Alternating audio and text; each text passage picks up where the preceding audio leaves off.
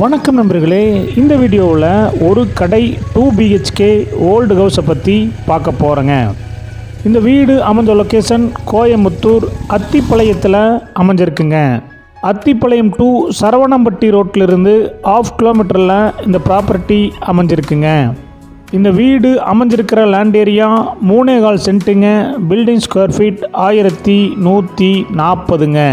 இந்த வீடு north facing சைடில் நார்த் ஃபேஸிங் மெயின் டோர் வச்சு கட்டியிருக்காங்க. டிடிசிபி அப்ரூவல் இருக்குங்க. பில்டிங் பிளான் அப்ரூவல் இருக்குங்க. போர்வெல் அமைஞ்சிருக்குங்க. இந்த வீடு 33 அடி ரோட்டு மேலே அமைஞ்சிருக்குங்க.